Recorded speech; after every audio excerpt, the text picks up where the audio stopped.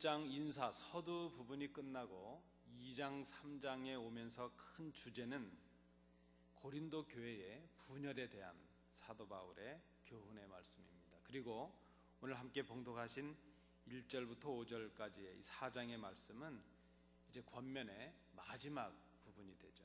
특별히 1절부터 5절 이 말씀에서 사도 바울이 지금 고린도 교회 성도들이 자기 자신에 대한 이 사도 바울을 비난하는 것에 대해서 자기를 변호하고 또 공동체의 기초가 될 수 있는 그의 사도권 또 사도로서의 사명에 관해서 말씀을 합니다. 결론적으로 말씀을 드린다면 2장 3장에 오면서 고린도 교회가 분열을 하게 되는 큰 이유 중에 하나로 교인 개개인들의 신앙을 지적을 했습니다. 그 신앙의 내용은 무엇인가 하면 성숙하지 못한 신앙, 그리스도와 그리스도의 십자가를 귀한 것으로 깨닫지 못하는 그 신앙을 지적을 했습니다. 고린도 교회 교인들은 나름대로 지식이 있다고 생각하고 아주 온전하다고 생각하고 깊은 것에 통달했다, 이런 어떤 신앙적인 지식과 지혜가 있다 이렇게 생각을 합니다. 그러나 사도 바울은 그들의 신앙을 한마디로 진단을 했는데 세상의 지혜라는 것이죠. 하나님께서 주신 지혜, 하나님의 비밀을 깨닫지 못했다는 것입니다. 하나님의 비밀을 한마디로 말하면 그리스도와 그리스도의 십자가를 통해서 만민을 구원하시는 것, 그것이 하나님의 비밀이었는데 이 고린도 교회가 그것을 잘 깨닫지 못해서 진정한 그 하나님의 지혜, 구원을 주시는 하나님의 능력을 부끄러운 것, 거리끼는 것, 스칸달론, 아주 어리석은 것, 그렇게 생각을 했다는 것입니다.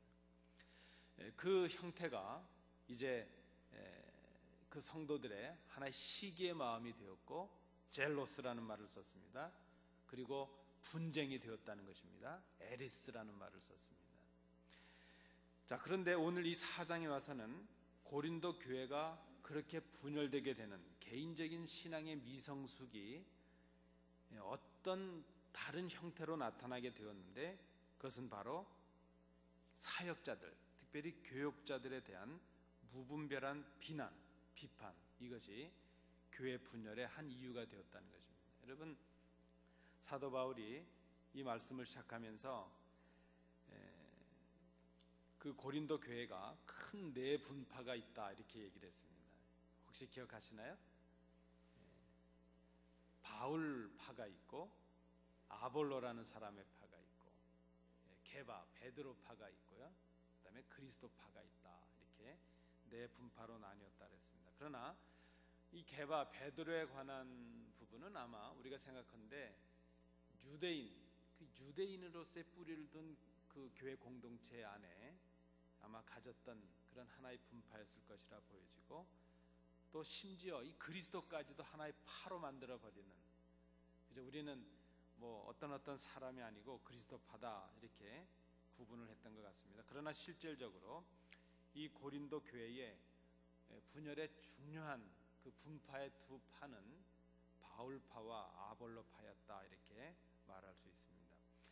자, 1절을 보시겠습니다. 사람이 마땅히 우리를 이렇게 말할 때 이 우리라는 말은 지금 사도 바울이 자신과 아볼로를 특별히 염두에 둔 것이라 이렇게 볼 수 있겠습니다.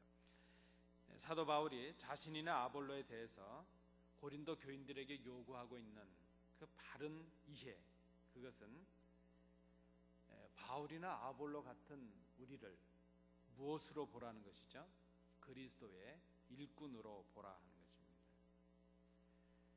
지금 이 고린도 교회가 분열되게 된 큰 이유 중에 하나가 자기들의 욕심을, 자기들의 대행자인 지도자들을 앞세워서 이제 뭔가 투영해서 간접적으로 이루려고 하는 그런 어떤 그 분파들이 생기게 되었다는 것입니다. 잘못된 신앙에서 그것이 시기심이 되고 개인들이 가지고 있는 이 시기심이 겉으로 표출되어서 충돌이 있을 때에 그것이 분쟁의 형태로 나타났는데 오늘 이 본문에서 사도 바울이 말씀하고자 하는 것은 바로 그것입니다. 우리가 좀 이해를 새롭게 하기 위해서 예수님, 그리스도를 우리가 예로 든다면 그리스도께서 걸어가시는 길이 있는데 제자들과 그 주님을 따르던 뭇 백성들은 주님이 생각하시는 길이 아닌 전혀 다른 길을 생각하게 되었습니다.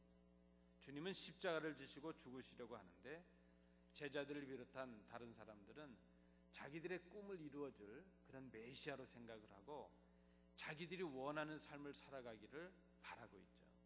물론 나중에 그 그리스도의 십자가의 죽으심으로 인해서 제자들과 그들의 꿈이 꺾이게 되는 것을 봅니다. 그런 의미에서 이 가룟 유다라는 사람도 다르게 해석하는 사람이 있죠. 예를 들면 그런 것입니다.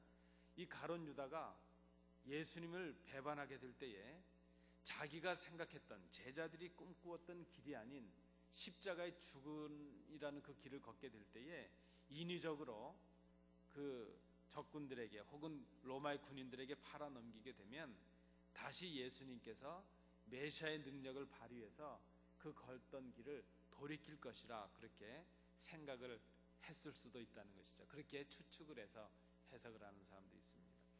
자, 어쨌든 이 사도 바울이 고린도 교회의 큰 분열의 하나로 보는 것은 지도자들에 대한 비난, 개인적인 선호나 자기들의 취향에 맞는 지도자들을 따르다 보니까 그렇지 못한 지도자들에 대해서 비난을 하게 되면서 그것이 자연스럽게 한 분파가 되었다는 것입니다. 그러니까 바울이나 아볼로나 어떤 파를 만들기 위해서 역할할 사람들은 아닙니다. 오늘 우리가 이 고린도전서 4장을 보면서 바울의 입장에서 보면 아볼로는 역할을 잘못해서 뭔가 분파를 만든 사람인가 그렇게 이해해서는 안 될 것입니다. 이 아볼로도 초대 교회에 있어서 아주 중요하고 훌륭한 인물이죠. 심지어 게바, 베드로가 파를 만들었겠습니까? 심지어 그리스도께서 파를 만드셨겠습니까? 그것은 시기심, 그 잘못된 신앙을 가진 사람들이 자기들의 욕심을 채우기 위해서 그저 나름대로 아볼로, 바울, 그리스도, 게바 이렇게 다른 사람들을 비난하면서 다른 지도자들을 비난하면서 자기들이 선호하는 지도자들로 그저 하나의 파가 생기게 된 것이 고린도 교회의 분쟁의 이유가 될 수 있었다는 것입니다. 여기에 대해서 사도 바울은 그 아볼로를 비롯한 자기 자신의 사명과 역할이 무엇인가 하는 것을 다시 밝히면서 고린도 교회가 가지고 있는 치명적인 그 아픔, 단점이라 할 수 있는 분열을 치료하고자 했다는 것입니다. 그래서 우리가 이 말씀을 살펴볼 그 중요한 이유가 있습니다. 자, 그 첫 번째가 무엇인가 하면 바울 자신이나 이 아볼로에 대해서 고린도 교인들이 시정해야 될, 바르게 이해해야 될 그 첫 번째 내용이 무엇인가 하면 그리스도의 일꾼이라 하는 것입니다. 이 일꾼, 그리고 또 한 가지는 무엇인가요? 하나님의 비밀을 맡은 자라 그랬습니다. 이 일꾼이라 하는 이 말은 노예라는 말입니다. 노예. 여기 쓰인 단어가 휘페레테스라는 말이 쓰였거든요. 이 휘페레테스라는 말은 사실은 노예를 말하긴 하는데 어떤 노예인가 하면 여러분 그 배너라는 영화 있지 않습니까? 배너라는 영화에 보면 그 주인공 배너가 그 친구의 농간에서 잡혀서 그 전함 배 밑에 가서 노젓는 노예가 되지 않습니까? 바로 그 전함 같은 데 가서 배를 젓는, 노를 젓는 노예가 바로 휘페레테스라는 단어를 씁니다. 그 당시에 이 휘페레테스 그렇게 하면 그 노예를 말하는 것이죠. 그 노예는 노예 중에서도 가장 하급의 노예입니다. 영화에서도 나오는 것처럼 그들은 그저 쇠사슬에 묶인 채로 그 배 밑에서 노를 젓다가 힘이 빠져서 죽으면 바다에 던져지는 것이죠.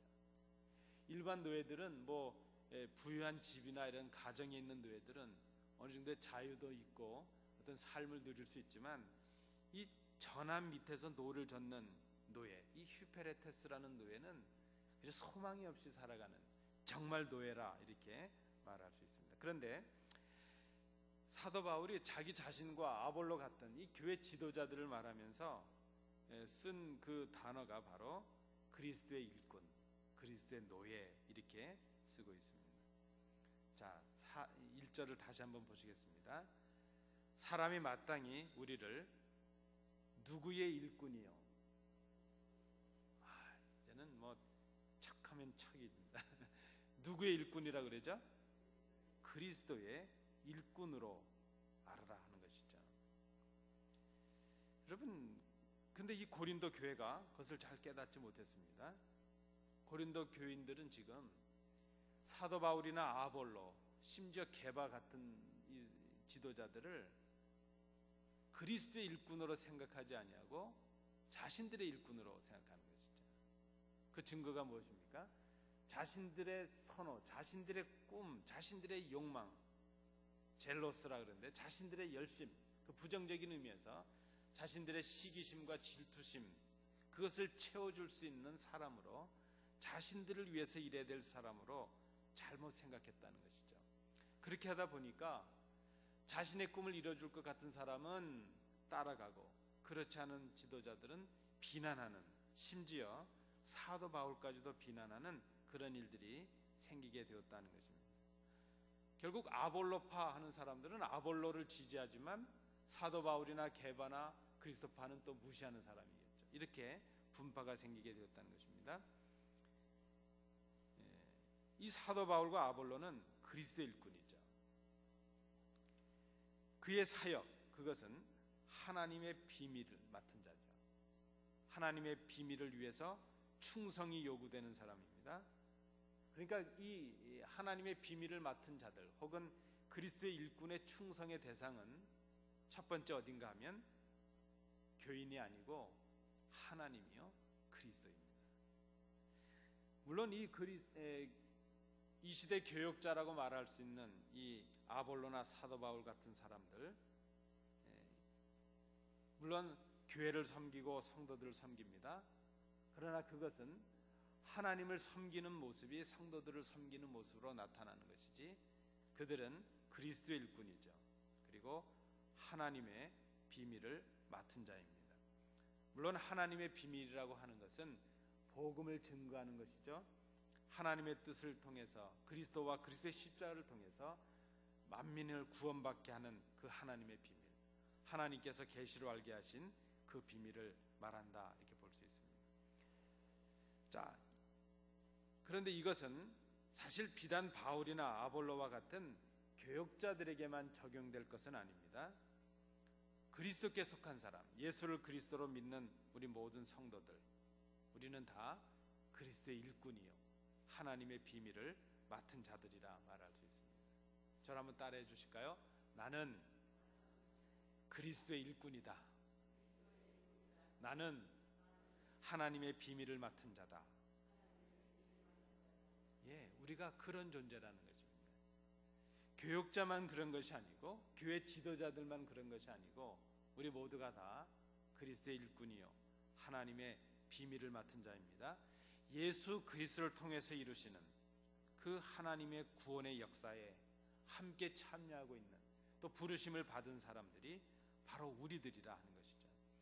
그래서 일꾼들이나 맡은 자들에게 요구되는 것은 2절에 보니까 주인이 맡겨주신 그 일에 책임을 다하는, 충성을 다하는 것이라 그랬습니다.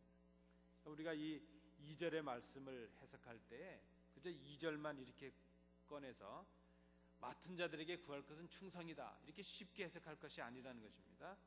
여기에 맡은 자, 이것은 그리스도의 일꾼으로서, 하나님의 비밀을 맡은 자로서 그리스도께 대한 충성을 먼저 생각해야 된다는 것입니다. 여기 충성이라고 쓰인 단어가 피스토스라는 말이 쓰였는데요, 이 피스토스라는 말은 피스티스라는 믿음이라는 단어와 같은 단어입니다. 그러니까 충성이 무엇이죠? 충성은 하나님 앞에 있어지는 성실한 믿음의 행위가 바로 충성이라 하는 것입니다. 하나님의 부르심을 받은 하나님의 일꾼들, 그리스도의 일꾼들이 하나님을 신앙하는 자세로, 신뢰하는 자세로 주신 사명을 감당하는 것, 그것이 충성입니다. 그래서 충성의 가장 기본, 그것은 믿음이죠. 하나님께 대한 믿음의 한 모습이 충성이죠. 충성은 그래서 하나님과 사람 앞에서 신실한 믿음의 행동이라 이렇게 말할 수 있습니다. 충성한다는 것, 믿음이 있어야 되는 것이죠. 믿음으로 하는 것입니다. 사도 바울은 그리스도의 일꾼이요 또 하나님의 비밀을 맡은 자였다 그랬습니다. 그런데 우리가 성경의 내용을 고린도전서를 보면 이 고린도 교회는 지금 사도 바울에 대해서 많은 비판과 비난을 했습니다. 특별히 이 사도 바울의 사도성에 대해서, 사도권에 대해서 인정을 하지 않았던 것이죠. 바울은 그래서 이 고린도전서 안에서도 여러 차례 고린도 교회 성도들이 자기 자신을 비난하고 비판하는 것에 대해서 지적하고 또 언급을 한 것이 있습니다. 2장 15절 말씀에도 보면 신령한 자는 모든 것을 판단하나 자기는 아무에게도 판단을 받지 아니하느니라 이렇게 말합니다. 그 내용은 고린도 교회 성도들이 자기 자신을 지금 비난하고 있다 하는 것을 말합니다. 오늘 본문 3절에서도 이렇게 말합니다. 너희에게나 다른 사람에게나 판단받는 것이 내게는 매우 작은 일이다 이렇게 말합니다. 이 말은 지금 이 고린도 교회 성도들로부터 사도 바울도 지금 뭔가 판단을 받고 비난을 받고 있다는 것이죠. 당시에 이 고린도 교회 교인들은 말씀드린 대로 바울을 비롯한 이 교회 지도자들을 자신들의 주관적인 소욕, 젤로스, 이 젤로스라는 말은 원래 열심이라는 단어입니다. 그런데 그것이 부정적으로 쓰일 때는 시기, 질투라는 단어로 바뀝니다. 여러분, 미움도요 관심이 있어야 하는 겁니다. 그래서 미움보다 더 나쁜 게 무관심이라고 말하지 않습니까? 사랑해야 되겠지만 미워할 때가 있죠. 근데 미워하는 것은 뭔가 자신의 기대가 이루어지지 못했을 때에 사랑의 마음이 그저 징후의 마음으로 바뀌는 것이죠. 고린도 교인들이 열심은 있습니다. 젤로스. 그런데 그 열심이 비뚤어져 있습니다. 그 열심이 시기가 되었고 질투가 되었고 잘못된 신앙의 출발이 되었다는 것입니다. 지금 이 고린도 교회가 사도 바울을 비롯한 교회 지도자들을 자신들의 주관적인 그 소욕, 그 열심, 그 잘못 비뚤어진 열심에 따라서 함부로 판단하고 비난했다는 것입니다. 그래서 이 사도 바울은 자신을 판단하는 것, 그것을 아나키토라는 말을 썼습니다. 아나크리토라는 말을 썼어요. 여기에 자신을 판단한다 하는 이 3절에 나타나는 단어를 말할 때 아나크리토라는 말을 썼습니다. 그런데 사실 이 아나크리토라는 이 말은 하나님께서 백성들을 심판하셨다, 판단하셨다, 그럴 때는 쓰지 않는 단어입니다. 여기에 쓰여진 이 판단, 고린도 교회가 지금 사도 바울을 판단하고 있다 할 때 쓰여진 이 판단은 편견을 가지고 비난하는 것, 편견을 가지고 판단하는 것, 그렇게 좀 부정적인 의미로 쓰일 때 쓰이는 그 단어를 지금 썼다 하는 것이죠. 우리가 이렇게 해석을 할 수 있겠습니다. 지금 이 고린도 교인들이 비뚤어진 신앙, 특별히 하나님의 지혜를 깨닫지 못한 그리스도와 그리스도의 복음을 무시하는 그런 그 잘못된 열심에서 나온 신앙을 가지고 그런 편견과 주관적인 생각에 빠진 채로 지금 복음을 증거하고 있는 사도 바울을 비난하고 있다는 것입니다. 그런데 사도 바울은 지금 자신이 당하는 그 판단, 그 고린도 교인들로부터 받는 그 비난이 매우 작은 일이다 이렇게 말합니다. 3절에 보시면 너희에게나 다른 사람에게나 판단받는 것이 내게는 매우 작은 일이다. 이것을 우리가 어떻게 해석을 할까요? 쉽게 생각하면 이렇게 해석을 할까요? 너희들이 나를 지금 비난하고 있는데 나는 껐떡도 하지 않아. 나 그거 우습게 알아. 이런 표현일까요? 조금 다른 의미가 있습니다. 이것이 어떤 의미인가 하면 우리가 그 내용을 생각하기 위해서는 5절의 내용을 먼저 좀 끌어올 필요가 있습니다. 이것은 종말론적인 해석입니다. 사도 바울은 적어도 판단에 관해서 두 가지를 생각하고 있습니다. 첫째는 무엇인가 하면 사람은 판단할 자격과 권한이 없다는 것이죠. 그것은 상호 마찬가지입니다. 지도자들, 혹은 교역자들을 성도들이 판단할 수 없죠. 마찬가지로 성도들을 교역자들도 자기들의 주관을 가지고 판단하거나 재단해서는 안 된다는 것입니다. 판단하시는 분은 오직 주님이시기 때문이죠. 4절 마지막 부분에 보시면 다만 나를 심판하실 이는 주시니라 하는 것이죠. 또 한 가지 이유가 있는데 무엇인가 하면 지금 우리가 갖는 이 판단, 그것은 우리의 권한도 아닐 뿐더러 그렇게 중요한 일이 아니라는 것입니다. 정말 중요한 판단은 이제 주님께서 오셔서 그 마지막 날, 그 심판하시는 그날 우리를 판단하시는 그 판단, 심판, 그것이 크고 엄중하고 무거운 심판이라는 것입니다. 사람들의 평가나 판단보다는 더 공정하고 더 무겁게 판단하실 그 마지막 그 주님께서 하실 그 심판에 비해 보면 이것은 지금 매우 작은 일에 불과하다는 것입니다. 그런 의미에서 바울은 나 자신도 나 스스로를 판단하지 않는다 그럽니다. 내 자신을 판단할 수 있는 권한도 자격도 우리들에게 없기 때문이죠. 우리는 다른 사람을 판단해서도 안 되고 내 자신을 판단해서도 안 됩니다. 판단하실 수 있는 분은 오직 주님이시라는 것입니다. 우리가 4절을 다시 좀 살피시겠습니다. 나는 자책할 아무것도 깨닫지 못하나 이렇게 말합니다. 그러나 다만 나를 심판하실 이는 주시니라 말합니다. 나는 다른 사람에게 판단받을 것도 없고 나 스스로도 나를 책망한 일을 하지 않았다 하는 이 사도 바울의 표현은 교만에서 나온 표현은 아닌 것이죠. 이 말은 내 삶이, 내 인격이 완전했다 이것을 말하는 것이 아니라 그리스도의 일꾼으로서 또 하나님의 비밀을 맡은 청직이라는 면에서 내 충성에 있어서 내가 복음을 증거함에 있어서 나는 부끄러울 일이 없다 하는 것을 말합니다. 이것은 사도 바울이 단순히 충성이라는 것을 믿음이라는 관계에서 우리가 해석을 했다면 이것은 성도들 앞에 그저 눈 가리기 위해서 나는 부족한 것이 없는 사람이다 그렇게 자고하면서 하는 얘기가 아닙니다. 이것은 하나님 앞에 사도 바울이 지금 자기의 신앙으로 고백하는 것이죠. 여러분, 이 충성이라는 단어를 믿음이라는 단어에서 쓰고 있다면 지금 사도 바울의 이 고백은 하나님 앞에서의 고백입니다. 사도 바울은 우리가 지금 주일날 빌립보서 함께 공부하시는데 빌립보서에서 그런 고백을 하고 있지 않습니까?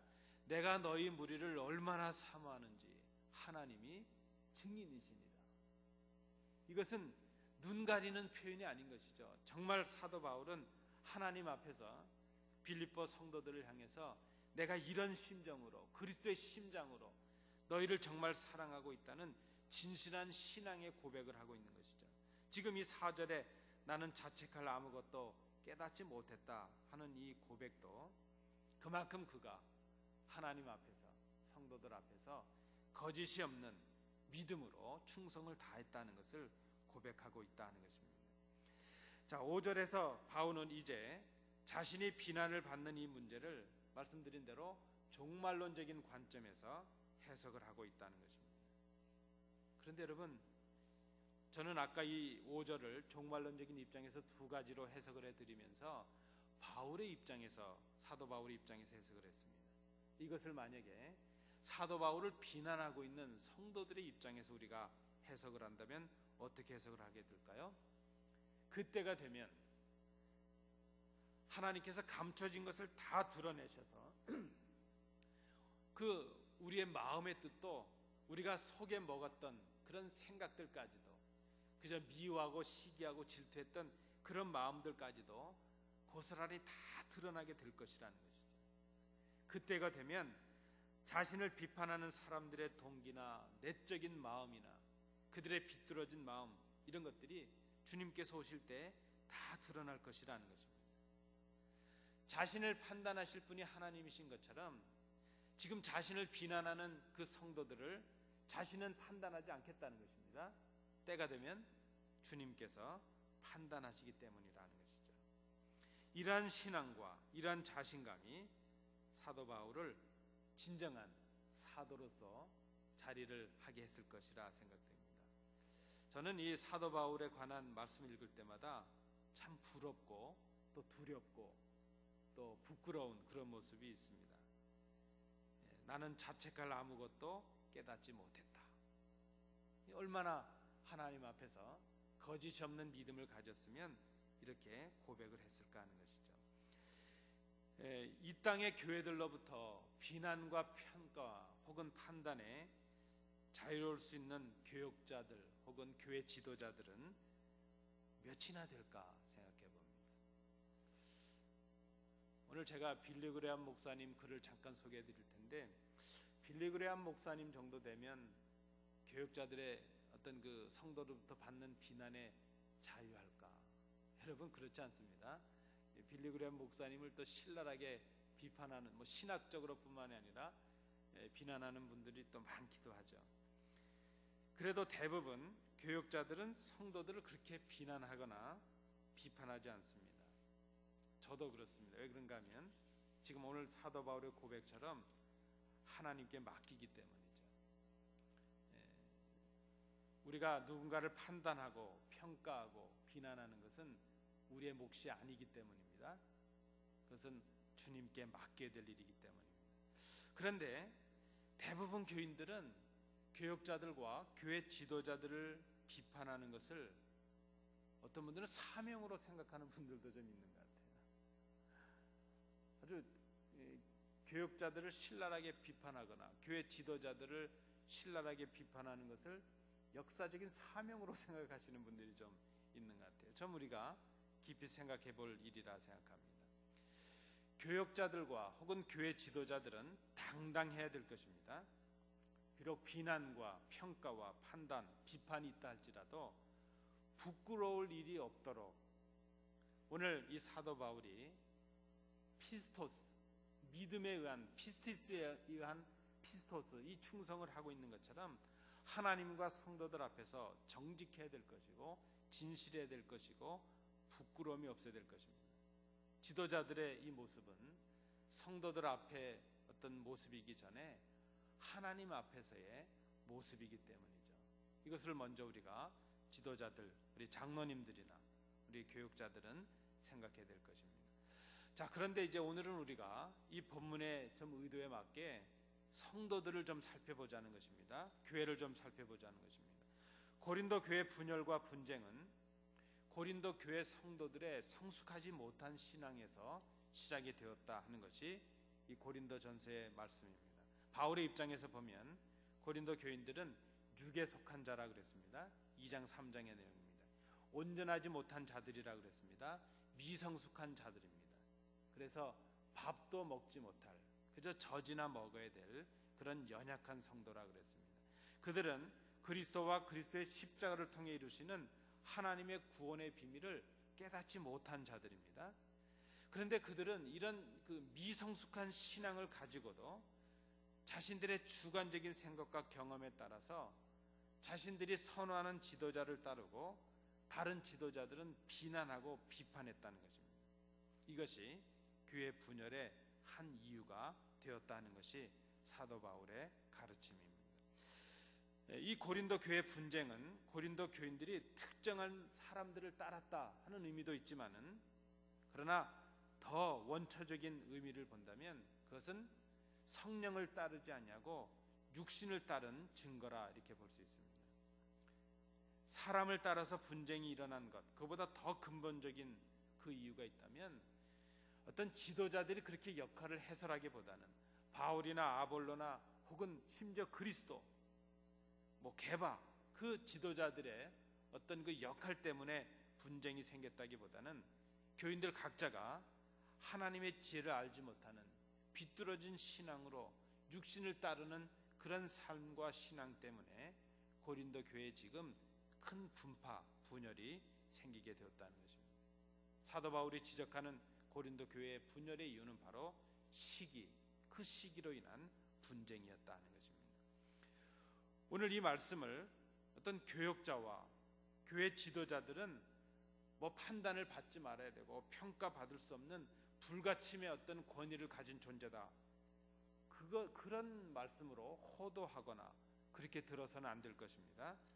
다만 교역자와 교회 지도자들에 대한 평가는 정당하고 교회의 정당한 질서와 절차 가운데 이루어질 필요가 있다는 것입니다. 정당한 판단과 무분별한 비난은 구별이 되어야 교회가 건강할 수 있습니다. 그리고 정당한 판단이라 할지라도 사사로이 하지 말고 교회에 맡겨진 권위에 따라서 질서에 따라서 정당한 절차에 따라서 이루어질 필요가 있다는 것입니다. 그래야 교회에 생길 수 있는 분쟁과 다툼을 막을 수 있다는 것을 오늘 본문이 말씀하고 있습니다. 오늘 제가 빌리 그레이엄 목사님의 글을 좀 소개해드리려고 합니다. 지난 10월 29일 저는 죄송합니다. 우리 빌리 그레이엄 목사님이 돌아가신 줄 알았어요. 근데 아직 생존해 계시더라고요. 98세가 되셨습니다. 어떤 성도가 이 빌리 그레이엄 목사님께 질문을 하는 편지를 올렸다는 겁니다. 그 편지에 대해서 빌리 그레이엄 목사님 답변을 하신 것이 지상에 공개가 되었습니다. 그 질문은 이런 내용입니다. 목사님, 내가 제 친구 부부와 함께 시민단체 직원으로 일하고 있는데 그들도 교회를 다니고 저도 교회를 다닙니다. 물론 이제 교회는 다른데요. 근데 그들이 교회에 대해서 말할 때 그 말의 대부분은 자신의 교역자를 욕하고 단점을 지적하는 것으로 가득 차 있습니다. 이렇게 얘기를 했습니다. 그러면서 이런 대화를 할 때마다 나는 참 괴로운데 내가 뭐라고 할 말이 없는데 어떻게 대처를 했으면 좋겠습니까? 이렇게 질문했습니다. 이에 대해서 빌리 그레이엄 목사님께서 그에게 답변을 주신 내용입니다. 제가 좀 발췌해서 말씀을 드립니다. 완벽한 목사는 없습니다. 하나님께서 한 사람을 목회자로 부르시고 특정 교회를 섬기도록 보내셨다면 최대한 그를 돕고 또 격려하는데 힘써야 될 것입니다.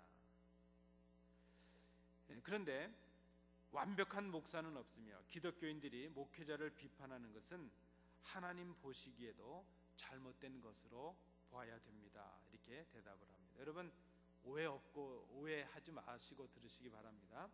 제가 잠시 후에 결론은 내겠습니다. 계속해서 말씀하시기를 목회자를 비판하는 것을 즐기는 것처럼 보이는 교회와 성도들을 지금까지 나도 많이 봐왔습니다. 어떤 이들은 이 목회자, 저 목회자를 끊임없이 비판도 합니다. 그 이유를 잘 알지 못하지만 아마 사람들의 관심을 끌려고 그럴 수도 있을 것이라 보여집니다. 어찌 되었든 비판을 위한 비판을 일삼는 것은 하나님 보시기에 잘못된 것이며 죄입니다. 이것은 교회의 불화의 원인이 될 뿐 아니라 그들의 마음과 생각을 하나님의 말씀의 가르침에서 다치게 되고 그렇게 하는 것이 비난하는 그 자신들에게도 전혀 유익하지 않습니다. 그러면서 이제 사무엘상 26장 9절의 말씀을 인용했습니다.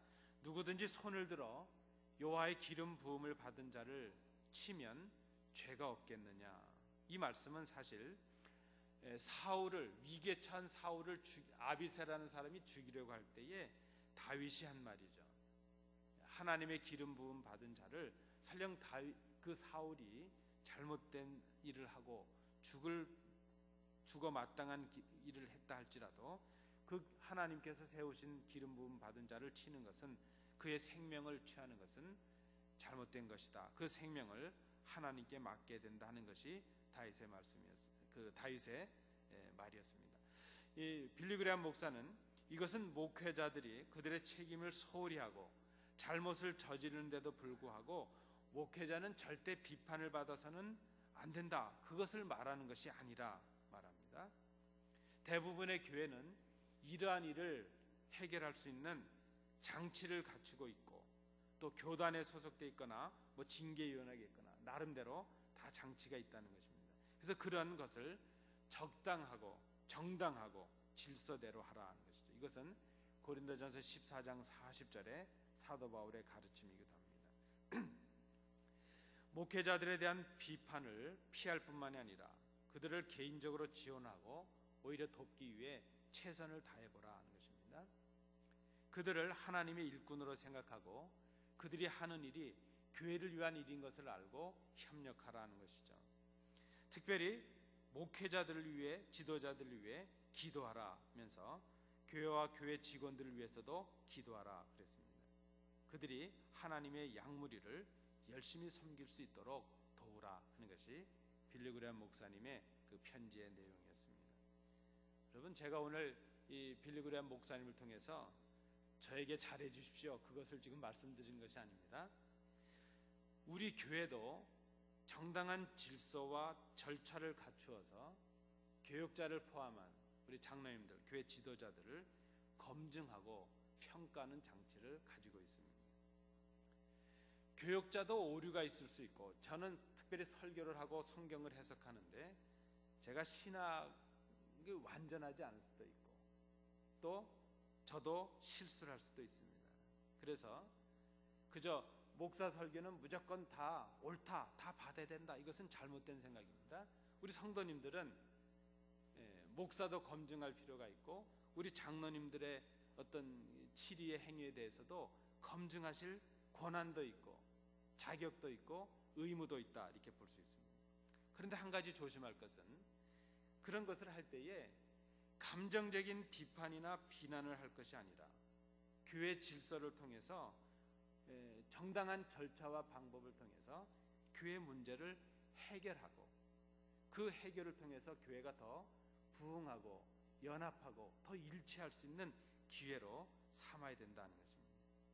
물론 개인적으로 교역자나 우리 장로님들, 지도자들 위해서 기도하고 이해하려고 노력하는 그런 문제도 있을 것입니다. 그러나 그런 차원을 넘어서는 문제가 있죠. 목사가 신학적인 오류가 있다거나 혹은 상당히 부덕한 일을 하고 있다거나 이런 것에 대해서는 검증할 필요가 있을 것입니다. 이럴 때에는 우리 교회 같으면, 우리는 지금 교단의 소속은 아니니까요, 우리가 가진 정관과 우리가 가진 전통에 따라서 본다면, 이제 목사에게 의심할 만한 일이 생길 때에 당회에 문의하고 당회에서 그것을 검증해서 심의 있게 검토한 후에 그것을 처결하게 하는 것이 바람직하다 생각이 됩니다. 지금 이 사도 바울을 지금 비난하고 있는 고린도 교회가 되었는데, 이것이 그들의 개인적인 소욕에 따른 어떤 감정적인 문제나 이해 문제를 넘어서 교회 공적인 질서나 바른 신앙을 해치는 그런 분열의 큰 이유가 되었다는 것입니다. 우리가 오늘 이 말씀을 기억하시면서 교회의 정당한 절차 그리고 바른 어떤 질서를 통해서 이 모든 것들이 다 합력해서 교회 일치가 되고 연합이 되어야 될 것입니다. 여러분 아시지만 저는 참 부족함이 많은 사람입니다.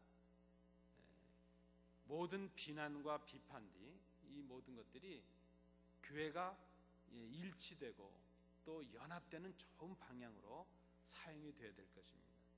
그저 개인적인 감정의 표현 이런 것 말고 정당한 판단과 검증이 될 수 있도록 우리 당회를 신뢰하시고 장로님들께 의뢰해 주시고, 또 우리 장로님들이 심도 있게 검증을 해 나갈 수 있도록 그렇게 해 주시면 감사하겠습니다. 오늘 이렇게 해야 될 이유를 그저 1절의 말씀으로 결론을 삼자면, 사도 바울이 그리스도의 일꾼이요 아볼로도 그러하고 그들이 하나님의 비밀을 맡은 자였기 때문이라는 것입니다. 부족한 이 사람이 그리스도의 일꾼이요 하나님의 비밀을 맡은 자라고 여러분 인정하신다면 같은 방법을 우리가 사용해야 될 것입니다.